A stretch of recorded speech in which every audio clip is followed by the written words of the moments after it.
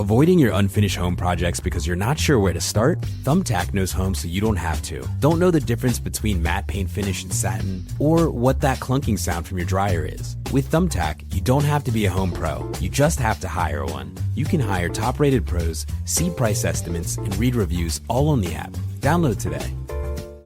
For adults with Crohn's disease or ulcerative colitis symptoms, every choice matters.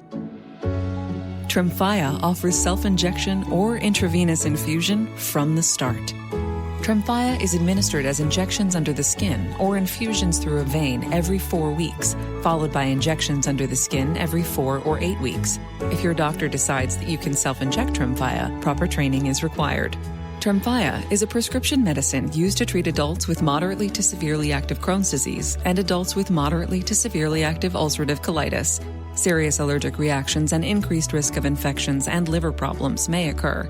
Before treatment, your doctor should check you for infections and tuberculosis. Tell your doctor if you have an infection, flu-like symptoms, or if you need a vaccine. Explore what's possible. Ask your doctor about Tremfya today. Call 1-800-526-7736 to learn more or visit tremfyaradio.com. The kettle's boiled, Vic. Great. Perfect timing. Just a dash of milk for me, please, mate. Here you go. Shall we get started then?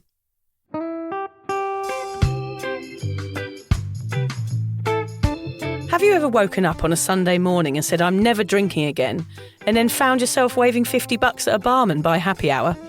Are you wondering why everyone else can stop at 1 while you head to a dodgy after-party with a weird bloke called Disco Dave? If so, it might be time to take a deeper look at your relationship with your reliable social crutch, alcohol. On each episode, we'll investigate our own dysfunctional dealings with booze and find out if it's possible to stop this deeply ingrained habit before things get too messy. Yep, we're going to open up a shame shed of humiliating drinking stories to help you understand why waking up from a booze coma each weekend with a kebab sticking out of your top pocket might actually be negatively impacting your health. Hamish and I are here to delve into what it's like being sober, an unwanted warts and all look into why giving up those cheeky pints or putting down those mummy wines will make you feel happier, help your anxiety and mental health, and turn you into the most sparkly, authentic version of you. Won't that mean I become boring though, Vic? Well, Hamish, we'll just have to wait and see. I'm Victoria Vanstone. I'm Hamish Adams-Cairns. And this is Sober Awkward.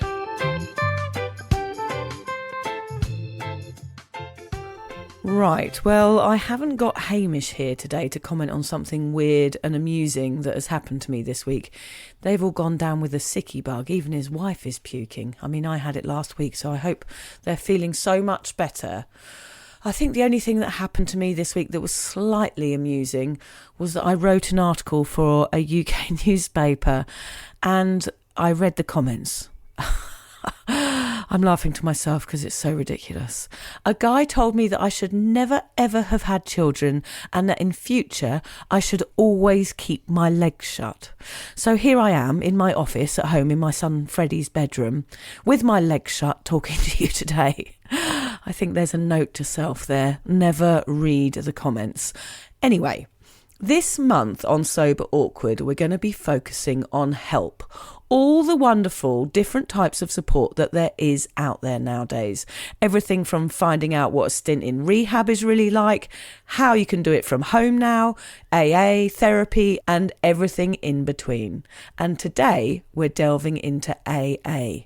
I don't know if anyone knows my story about AA, but I did go to AA when I was about 21 with my sister, and I sat on the back row with my toes curling inside my shoes. Not because I couldn't relate to everybody there, but it was more because I could. And I was kind of like a heckler. I wanted to shout, oh, hey, stop slagging off my mate when they were talking about alcohol, because I was still very much in my party season, and anyone that was talking about alcohol in a negative way to me was just a complete party pooper. So I avoided AA, but actually my sister got sober through AA. She's 27 years sober now, and I know it works for thousands and thousands of people. So I think it's really important that sometimes on beyond sober awkward, we go into every different way that people get sober, and this is a massive one. So today we're going to find out a little bit more about it. I was invited to an AA lunch a couple of weeks ago as a guest, and it was lovely. So thanks so much to Nat that invited me as a guest there. While I was there, actually, I learned that I've been getting the term dry drunk wrong. I thought it was when you were sober and you go out and still act drunk because you believe that's what's expected of you. You don't know any other way of being, which I did for absolutely ages and was totally exhausted by it. But it's actually not that. A dry drunk is actually someone that somehow gets sober and then doesn't get the support, therapy and everything else you need to stay on the sober path. So there you are, I learnt something that morning. At AA, they believe you need to pull in lots of community and peer support systems to achieve a long and happy sobriety, which is what we do too. So today I'm going to delve into AA and find out the answers to all those questions that are spinning around in yours and my tiny little brain and uncover what really happens in AA. So yes, it's just me today, Vic, flying solo and talking about a topic that some people find comforting and others find, well, a bit terrifying. Yep, we're talking about Alcoholics Anonymous, the mysterious, often misunderstood organisation that has helped millions of people worldwide to ditch the drink. So why talk about AA? I think it's important to dedicate an episode to AA today because we talk about it and recommend it all the time. Part of me knows that that's the right thing to do because I know that millions of people get sober and stay sober because of AA. But I also think it's important to educate myself about something I suggest people do. So this is all about learning and soaking up some info so everyone, including myself, can make an informed decision about AA that is soaked in facts over hearsay. I thought I'd start with my story and then we have an incredible guest that is going to break down what AA is and answer all my nosy questions about it.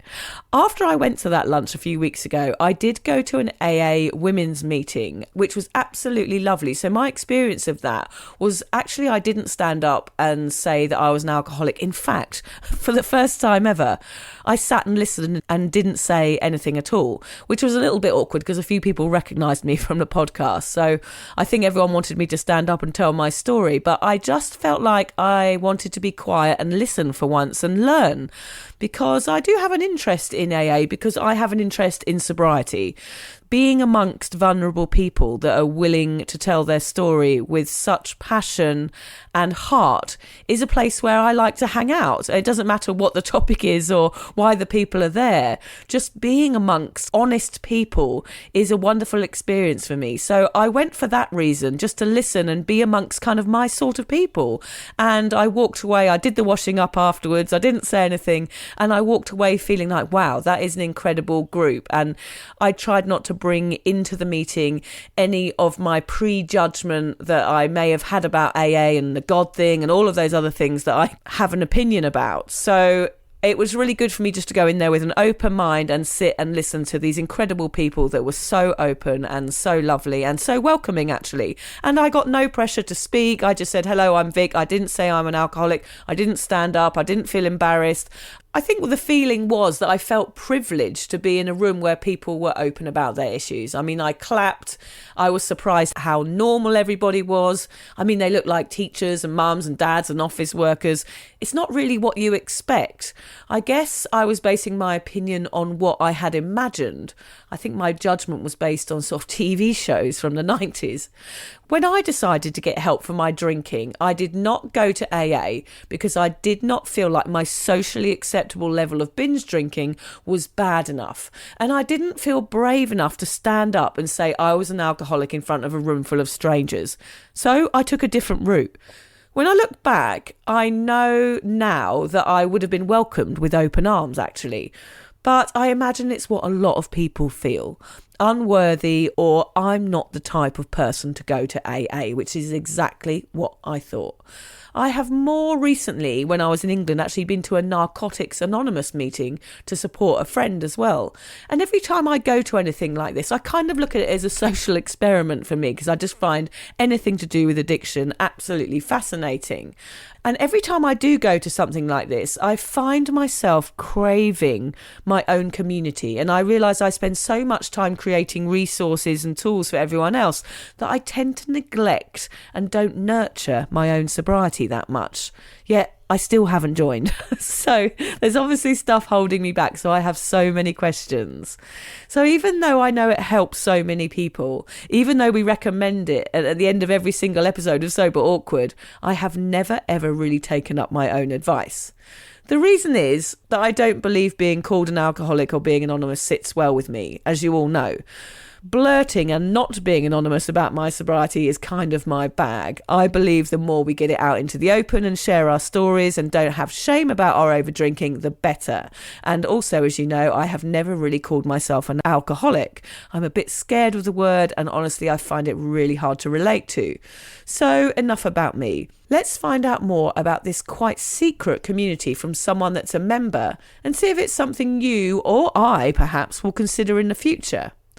AA is a huge part of the recovery landscape, yet many people don't fully understand how it works. So today we're going to respect AA's rules and introduce our guests with her first name. Welcome, Sal, to the Sober Awkward podcast.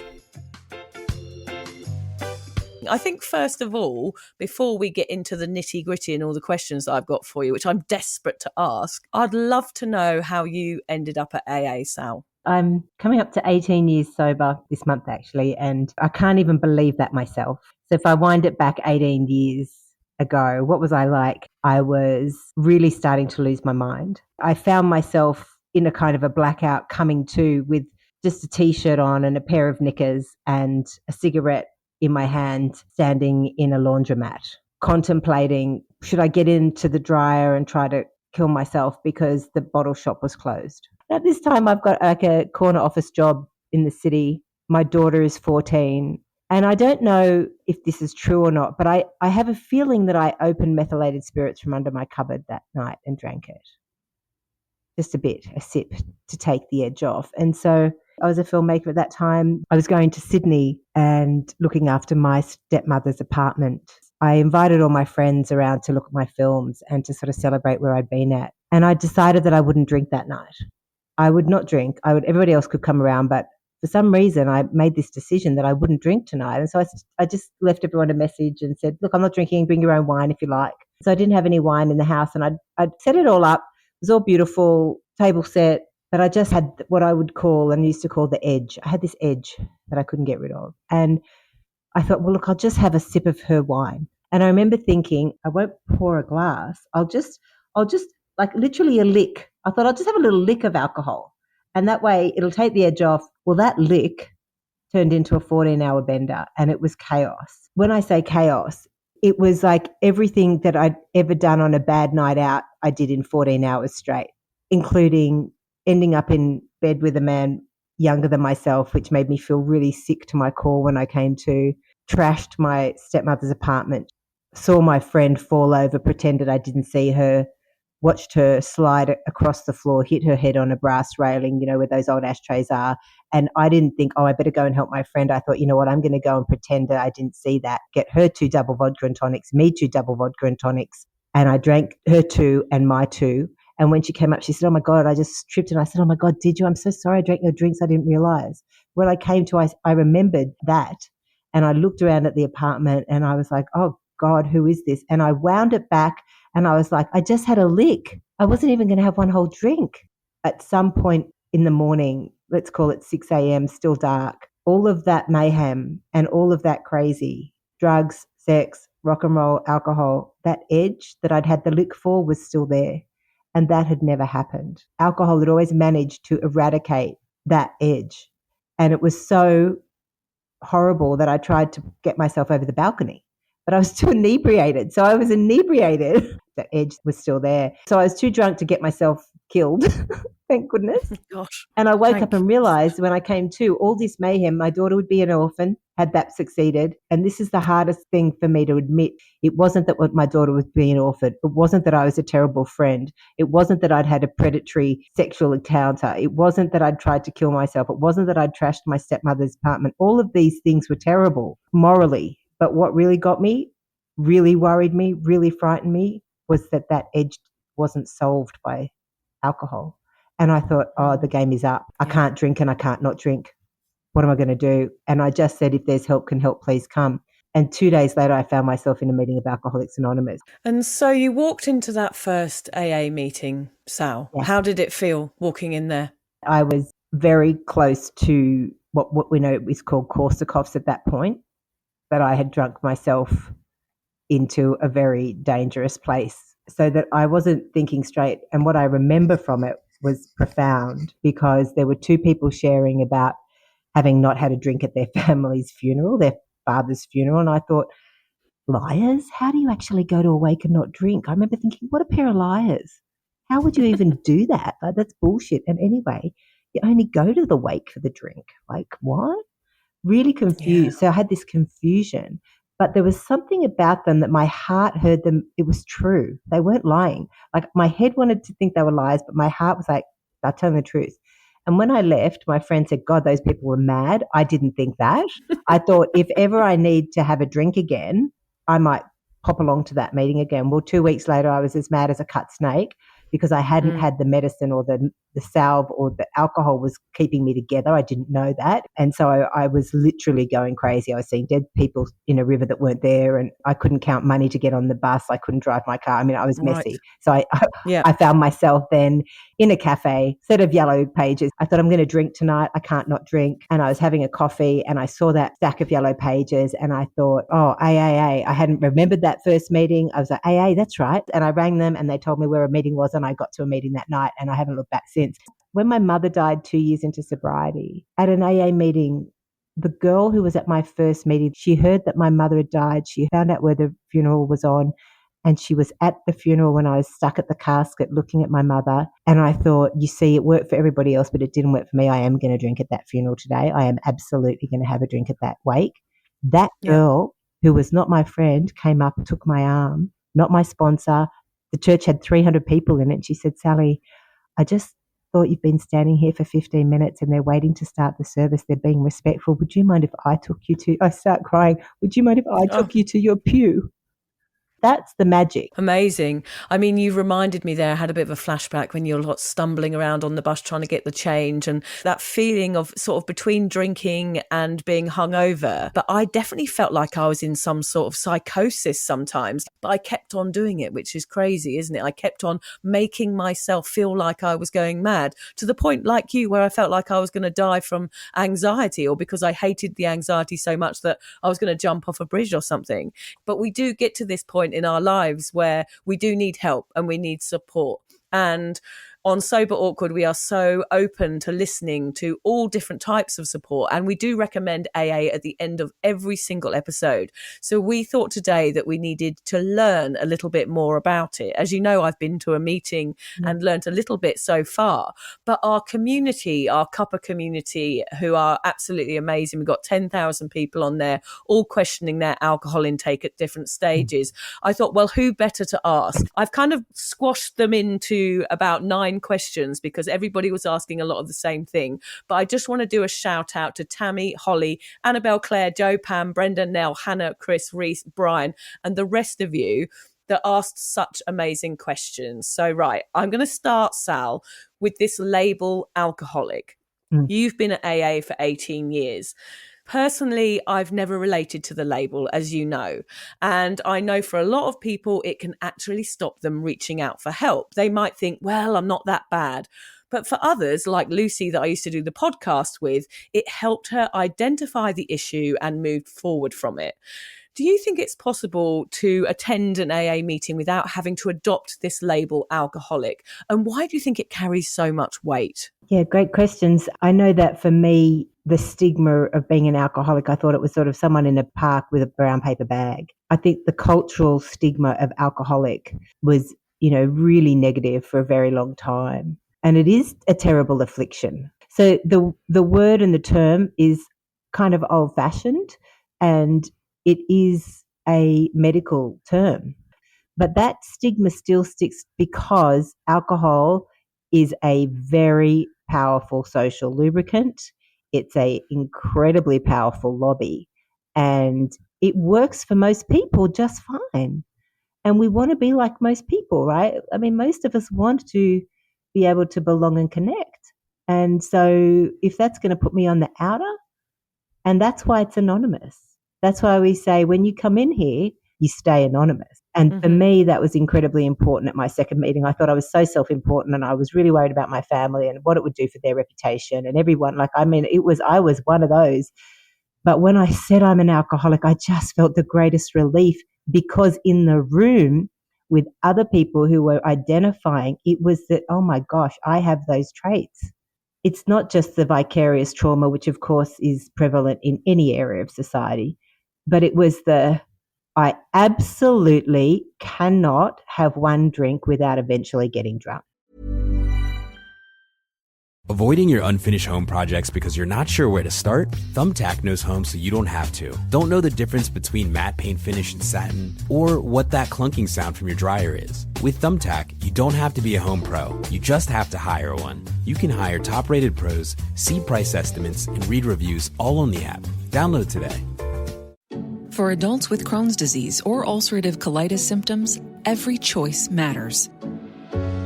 Tremfya offers self-injection or intravenous infusion from the start. Tremfya is administered as injections under the skin or infusions through a vein every 4 weeks, followed by injections under the skin every 4 or 8 weeks. If your doctor decides that you can self-inject Tremfya, proper training is required. Tremfya is a prescription medicine used to treat adults with moderately to severely active Crohn's disease and adults with moderately to severely active ulcerative colitis. Serious allergic reactions and increased risk of infections and liver problems may occur. Before treatment, your doctor should check you for infections and tuberculosis. Tell your doctor if you have an infection, flu-like symptoms, or if you need a vaccine. Explore what's possible. Ask your doctor about Tremfya today. Call 1-800-526-7736 to learn more or visit tremfyaradio.com. And there is a lot of people out there that is not their story.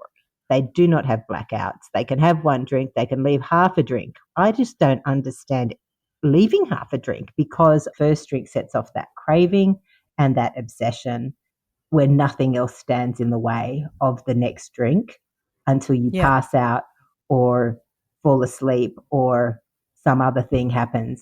It's a phenomenon of craving set off. Yep. And they've done the research around what happens in the brain with it. It is a chemical, biological reaction.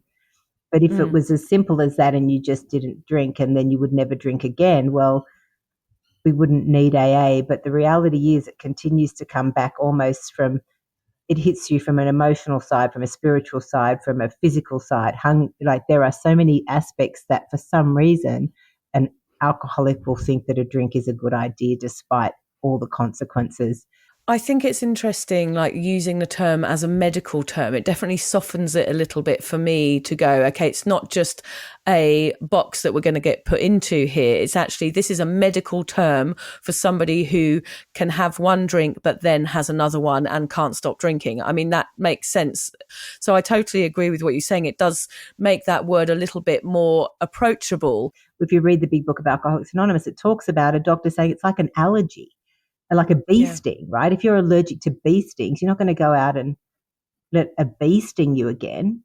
Yeah, and it can make us feel very sort of misaligned with who we actually are as people, because we're not, even if I am an alcoholic, I'm not an alcoholic all the time, and I don't want people to think that I'm an alcoholic. And, you know, even an addict, that term doesn't ring well with me either. So, you know, I'm a lot of things at a lot of different times of the day. I'm perimenopausal, I'm grumpy, I'm happy, I'm sad, I'm crying into a pillow one minute, and then I'm, you know, running down the sand dunes with my children the next. So I am a complicated human being like most of us are. And that's why these words sit uncomfortably on the shoulders of a lot of people. Yeah, we don't want to be labelled. That's exactly it. And it can be hard to accept a label until you really understand it and really resonate with it. AA, that is the first step, right? You admit you're Yes. alcoholic. You've got to admit Yeah. it at your core, right? At your core, Yeah. you're like, actually, I am this. That's the first step. Yes. And what is this I think I mean? would struggle with that. Right? But Yeah. but in the room, it's all you have to say. Yeah. Because when you leave that room, you are many things. But when you're in that room, we are there with a singleness of purpose, which is to Yeah. help the person who is still suffering from alcohol. I am not there when I'm in an AA meeting to help the person still suffering from eating too many cream buns or putting Yes. heroin in their veins. AA has a singleness of purpose, which is why it has stood the time. There are no bosses. It's anarchic. You can go to many different ones. You can come in and be whoever you are. That is not important to us. What is important is, are you still suffering from the need to have a drink at any time in your life? You cannot be kicked out no matter how you behave. This is an amazing part of AA. So it's self-governing. The only condition for coming into AA is that you have a desire to stop drinking. I fit into that, which is what I struggle with. I have desired to give up drinking a lot in my life and never really reached out for that help for all of these reasons that we're discussing today, which is great because it's good to have like different angles and unbiased point of view. One of the core phrases in AA is, we admitted we were powerless over alcohol and that our lives had become unmanageable.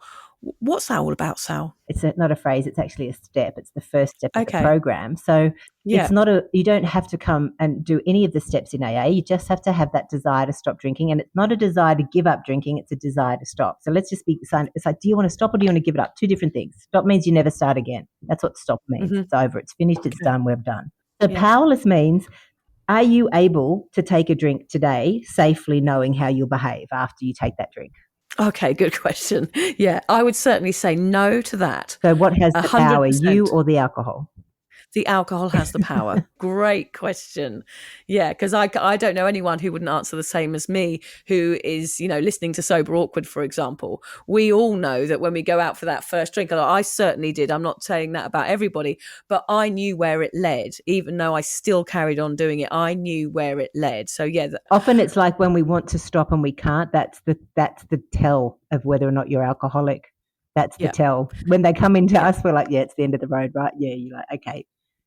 Yeah, and it takes a long time to get there sometimes. Like for me, it took until I had my own children. And of course, I had a consequence all of a sudden to my hangovers. And I was forced to question my drinking habit.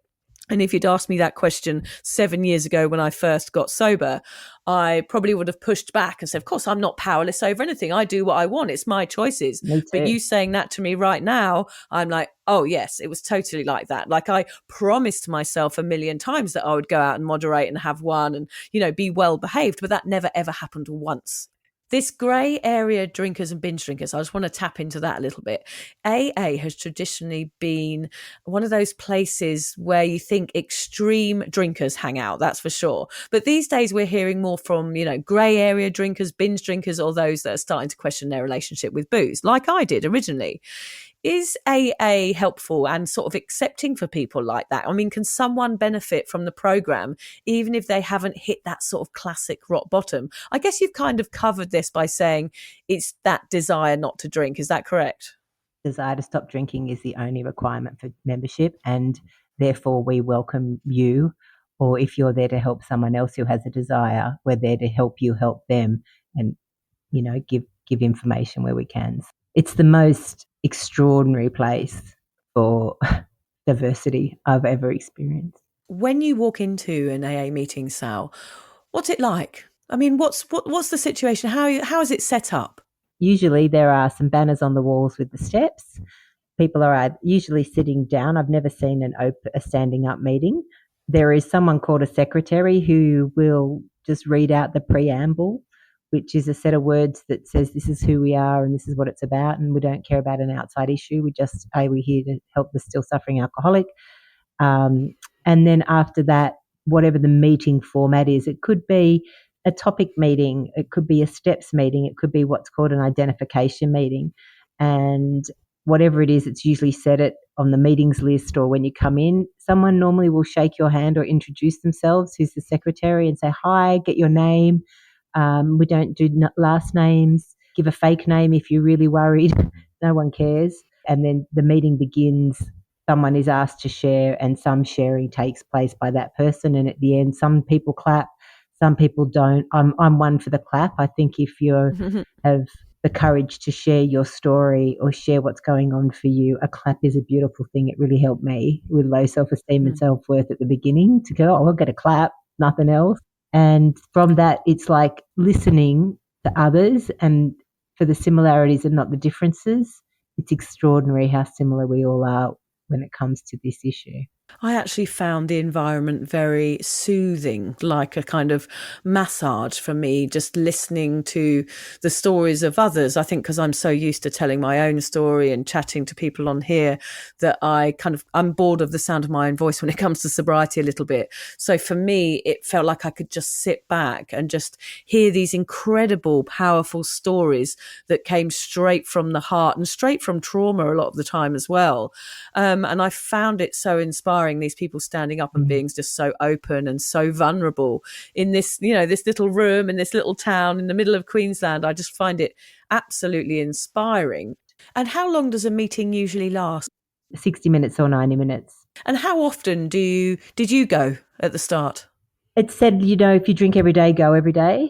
I love the history of AA. It started in New York, and they used to go to the jailhouses, and they used to go to, medical places, and they used to try to recruit alcoholics early on. And they realized at the courts that if they said to the judge, could we have the alcoholic for 90 days before you send them to prison, and they took them to a meeting every day, they found that this had a really high success rate. So we say go to 90 meetings in 90 days. And this can feel like a lot to people, but think about the cost of your own alcoholism in your life. Apparently the brain rewires now, we know that, in 90 days. And it's the listening and the showing up, because what we actually say is it's not about forever.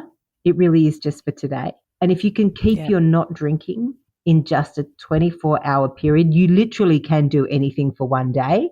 And you know why I know that? Because I've seen hundreds and hundreds. I mean, I don't know, thousands of people, tens of thousands of people. But we can do anything for one day.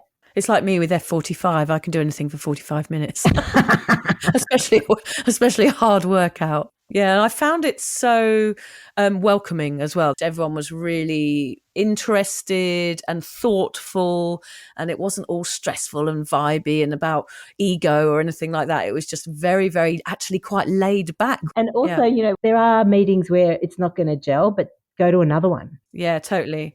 I have to ask one of the main questions that the people on Cuppa wanted to know about. And it was my question. It always has been my question about AA. And what put me off it was that God thingy. That's what we're going to call it. The God thingy. Yeah. You knew this one was coming, didn't you? Yeah, I'm an atheist. And honestly, one of the main reasons I avoided AA was because of the whole God thing. And I know I'm not alone. So here's the big question. Is AA religious? Can someone who isn't spiritual or religious still do the 12 steps? And how does AA define the higher power in a way that feels like inclusive for everybody's beliefs? Beautiful. It's such a great question. And it is the question that so many of us grapple with, myself included. It can be an acronym, a group of drunks. I've never heard that before. Okay. That's what someone said to me. So that just means, and I was so out of it in my early years. I was like, oh yeah, that sounds good. Or just a GAD. Oh, it's a group of drunks. I thought that's what it was. I just bought into. Okay, I love that. Is that a higher power than me? Again, we go back to the powerlessness piece. What it says is a power greater than yourself. Well, can you help me? It says we ask, we turn, and we make a decision to turn our life and our will over to a higher power as we understand it, called God, if you want. The language at the time is important. Remember, we are living in a very gender fluid, in the West anyway, democratic societies mostly. And so that language, when I got there, I went through and I took out God, I took out he. I literally went over the big book. I hated the language so much. I was patriarchal crap, whatever. I was onto that, right? But it says deep within each and every person, man, woman, child, non-binary, do you believe in something outside of yourself? Do you believe we came from something? No one has the mystery answered. And yet if you lean on the mystery and ask for help, it shows up. Okay, And so yeah. are you So it willing is to be quite humble? spiritual. It is a spiritual program. It's the preamble says we are not a religion. We do not want any controversy. We're not interested in it. I often say when people bring in, oh, I've got Jesus or whatever, go, good for you. I say, but this is not a religious program. Don't bring that in here. Like Interesting. I'm not interested in, and it says a God of your own conception. So when a group of drunk was at work, people say great outdoors. It's a word that means we don't have a effing clue, peeps, what that is. You can also just stand up and say, my name is so and so. I'm an alcoholic person. A very good friend of mine says that because he doesn't identify. He identifies as that and other things. So it Yes. so doesn't give a shit. You don't have to do anything. No one's going to pull you up afterwards and go, why don't you tell yourself I'm an alcoholic at the beginning of your share? No one cares. But what we see is when people say it, they admit it, they feel it in the room, and you relax and you become a part of something bigger than yourself, bigger than your ego, bigger than your labels, bigger than everything else. In here, we're here for each other. I found it so interesting that I didn't have to say anything. I mean, that was an interesting moment for me where I just went in there when I went a few weeks ago and met you. I just sat and no one asked me any questions. No one hassled me. No one said, well, you got to stand up and say something and you're here for a reason. And no one said anything to me. They just let me be. And it was very, very nice to be amongst those kind of people who weren't trying to change me or trying to question why I was there. And that's what made it feel relaxing for me. I said already that it was like a massage, but like that vibe was very uplifting because there was no expectation. And I think we live in a world nowadays where there is so much expectation and so much comparison. We have to be a certain way, have to look a certain way. And there's so much going on a day to day. And when I walked in there, I was like, oh, actually, this is quite a nice feeling where I don't even have to say anything and I sort of feel comfortable. It was kind of a feeling of emotional safety and belonging, I think. So the answer really is that you certainly do not need to be religious to join AA, and your God could be anything as simple as changing it to a group of drunks. I think it's the science brains sometimes, isn't it? Like these people, which is certainly what I put myself in that category, whereas I find it very, very difficult to latch on to anything that's slightly woo-woo. I kind of shut down, like I mentally shut down. I go, okay, that's not who I am. And that means I find it very, very hard to open myself up to anything spiritual, especially even imagining anything that my God would be. I do find it really, really hard. So if you were talking, Sal, to someone like me, what would you say to someone who sort of feels ashamed or not feeling very spiritual or too anxious or not special enough to belong in an AA room or not bad enough a drinker to belong there? How would you nudge them into going to a meeting? There is a little part of AA that says contempt prior to investigation. You're asking questions, and Vicky went to a meeting. Your contempt is lessening because you're willing to investigate. And it's a trait of the alcoholic to suffer from contempt prior to investigation. I know. One of the things that we're great, I know that. I know. No, I already know. So what if you were to try having a higher power that you don't understand? I remember when we met, you said to me, why don't you just say it's an experiment? Which for me works. I'm interested in sobriety. I'm interested in addiction. And for me to investigate all these different ways of helping myself, then that's my God, if you know what I mean. The cornerstone of AA is this, which is really tricky, is if we help ourselves, we're there to help another. And if we help another, we help ourselves. It is the trick of life, I believe, anyway. There are 12 steps. And at the end of the 12th step, it says, having had in the past, because you've done these things, a spiritual awakening, you continue to carry this message to AA. Now, you're carrying the message about your experience. What would it be like to then take a program written for alcoholic people, try it badly, fail, be willing to fail, but the question is, are you willing to consider having a spiritual awakening? Because if you don't want one, if you do not in this life want to try to have a different experience, but I would hazard this guess that when you had alcohol for the first time, there was a level of a spiritual experience. It just was a chemical false one. This is a suggestion that it is done without any outside ingestion, yeah? It's an experience. Yeah, it's a different language around talking about AA. You don't think about it. You just go, well, they say God, I don't believe in God, so therefore I'm not going to go. And perhaps people do miss out on getting the support that they need because of that probably out of date thinking process. It is language. It's very slow to change, and that's a good thing because it's still one of the highest success rates of staying stopped. It's a shame it has this stigma, like it does feel like it needs modernising. Now, I think that's what I feel about it. Like there needs to be like a push to make it more approachable. Some things about AA, which I feel like, I just want to go in there and modernise it in some ways and maybe change a bit of the language. But I'm not going to fight against the fact, Sal, that it works. I see it every day. I see it with people on our communities. AA is something that works. Why do you think it works? Because it requires more than one person to want the same thing. And that's all people need to know, I guess, when they're thinking about it, or if they're in the struggle or they have a desire to quit drinking, is that is somewhere they can go and be welcomed like I was that time and feel supported and feel held by their people. Is that right? Yeah, I think so. It's really just the singleness of purpose is a desire to stop drinking and stay stopped. What would you say to someone, Sal? We'll just end here on this note, because I know there's going to be a lot of people out there, sitting with their arms crossed, being very sort of defensive about their opinion about AA. And what would you say to somebody that perhaps did have a desire to stop drinking but was unsure about going to a meeting? What would be your advice to them? What have you got to lose? I think that's pretty much it, isn't it? Try until something works, whatever it is. And AA is probably a very good option because of the history of success with it. It's the program that works. Wow. So you're 18 years sober, Sal. How's it feel? For me, it still definitely gets better every year. Do you find that? Do you find you learn more about yourself with each passing year? For me, the greatest thing is I don't desire a drink. I don't ever think about drinking.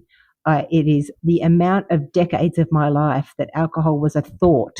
And now it's just not a thought. But life is in session for everybody, whether you drink or you don't drink, you drug or you don't drug, or whatever's going on.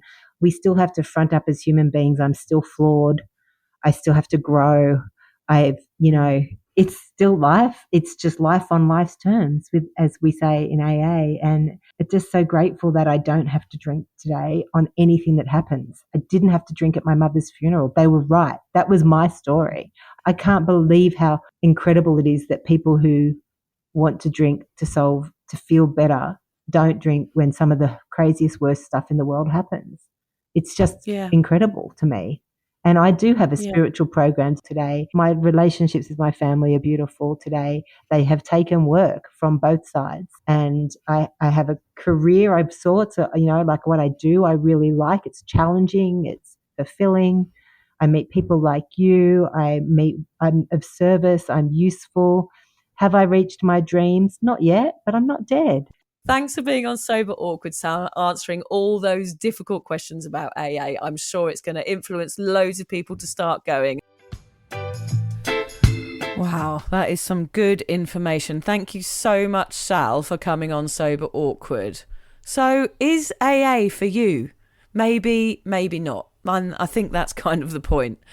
Everybody's sobriety looks different, and there's no single way to do this thing. For some, sitting in a circle with strangers who totally get it is life-changing. For others, it's a podcast, a book, a voice note from a sober mate, or a chat in a group like Cuppa that makes all the difference. What matters is not how you stay sober, it's that you feel supported while you do it. I think that is such a great point. You don't have to do AA, but you do deserve support.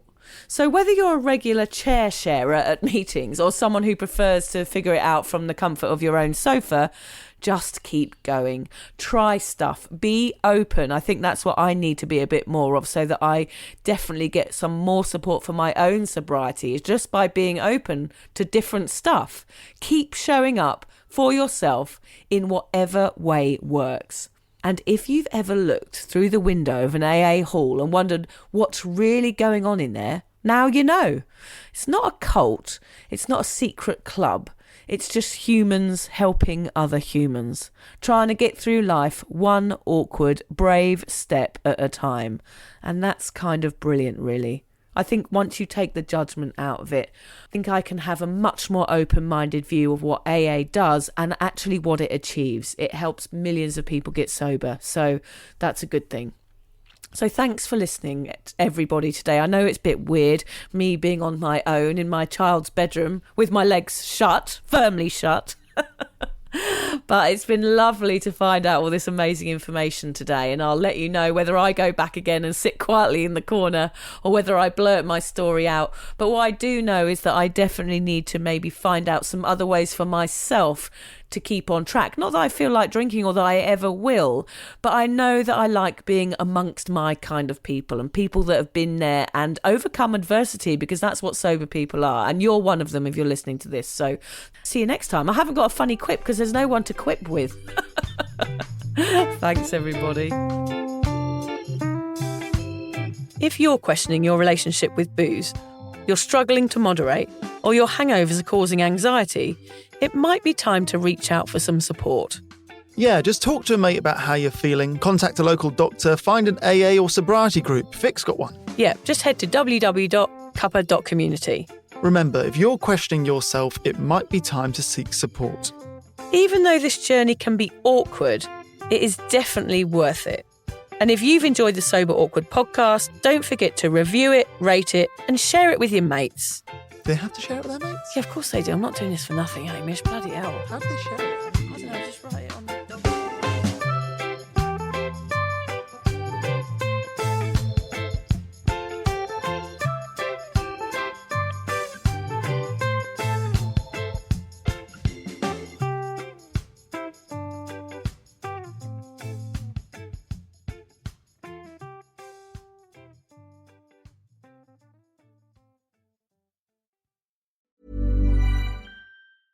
Say what you want about AI, but it's here. And it's helping businesses get more done in a day. Wix's website builder is infused with AI so you can stay ahead. Create a beautiful, functional website just by describing your idea. Track how your site appears in AI search results. Create custom images on demand, or launch an entire campaign in a matter of minutes. Wix gives you AI wherever you need it. Try it now for free at Wix.com. For adults with Crohn's disease or ulcerative colitis symptoms, every choice matters. Tremfya offers self-injection or intravenous infusion from the start. Tremfya is administered as injections under the skin or infusions through a vein every 4 weeks, followed by injections under the skin every 4 or 8 weeks. If your doctor decides that you can self-inject Tremfya, proper training is required. Tremfya is a prescription medicine used to treat adults with moderately to severely active Crohn's disease and adults with moderately to severely active ulcerative colitis. Serious allergic reactions and increased risk of infections and liver problems may occur. Before treatment, your doctor should check you for infections and tuberculosis. Tell your doctor if you have an infection, flu-like symptoms, or if you need a vaccine.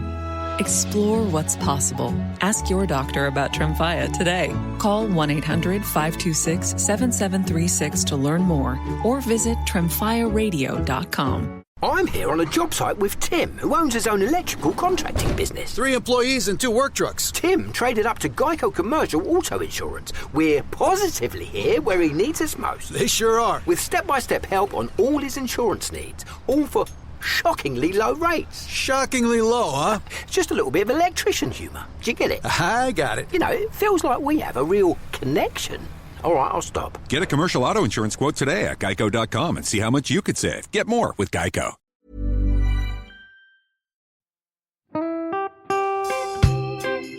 So, as you probably know, my comedy memoir, 1,000 Wasted Sundays, is officially out. All my magnificent fuck-uppery in one awkward hit.